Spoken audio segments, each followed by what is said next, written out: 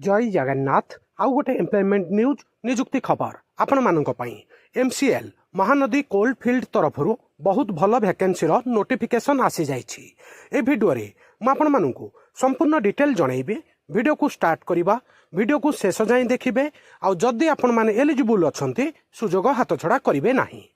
Mahanadi coal fields MCL निजुक्ति 2026 500 assistant foreman technician पदवी पाई प्रकाशित होईछि। डिप्लोमा आईटीआई थिबा योग्य प्रार्थी माने 7/5/2026 रु 28/5/2026 मध्य एमसीएल रो ऑफिशियल वेबसाइट mahanadikoal.in माध्यम रे ऑनलाइन रे आवेदन करि परिबे। आपण मानकर फॉर्म ऑनलाइन ने भरा जिवो। जदि आपण माने आईटीआई इलेक्ट्रिशियन ट्रेड रे पास आउट किंबा डिप्लोमा जदि इलेक्ट्रिकल किंबा इलेक्ट्रोनिक्स रे पास आउट ताहले या पई एलिजिबल अछंती। एठारे एज क्राइटेरिया मागिछि मिनिमम 18 वर्ष होइथिबा दरकार आपनकु।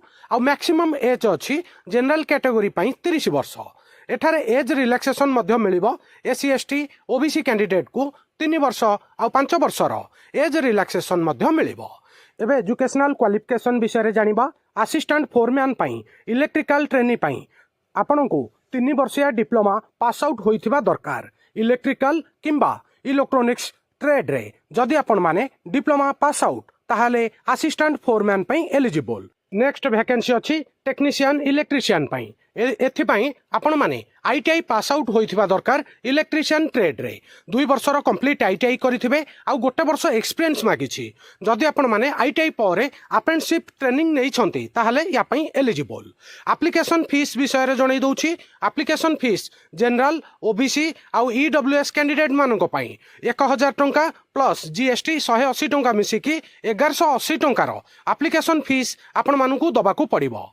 एससी एसटी पीडब्ल्यूडी एक्स सर्विस मैन कैंडिडेट को पई कोनोसी एप्लीकेशन फीस नाही।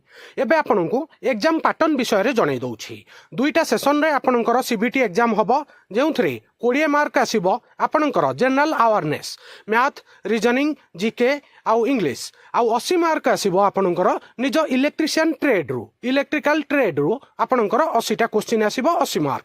आउ टोटल एग्जाम रो वेटेज रहिबो 100टा क्वेश्चन 100 मार्क। सांग माने बहुत भल वैकेंसी आसी। ओडिशा रे आपनकु चाकरी मिलिबो। गवर्नमेंट चाकरी सुजोग हाथ छड़ा करंतु नाही। जदि आपण माने आईटीआई किंबा डिप्लोमा इलेक्ट्रिकल किंबा इलेक्ट्रिशियन ट्रेड रे पास आउट ए सुजोग हाथ छड़ा करिवे नाही। पिला माने फॉर्म भरिबा पूर्वरु आउ गोटे थर ऑफिशियल नोटिफिकेशन टाको टिके नाको पढ़ी नेबे। जहाँ जहाँ मेन पॉइंट थिला मु आपण मानकु संपूर्ण डिटेल ब्रीफ आउ समराइज करिकि जणैली। जदि भी कोनोसी डाउट आसे आपनक मनरे ताहाले मते कमेंट रे पचारिबे। मु आपनकर डाउट क्लियर करिदेबी। वीडियो केमिति लागिला निज ओपिनियन मध्य कमेंट रे जणैबे।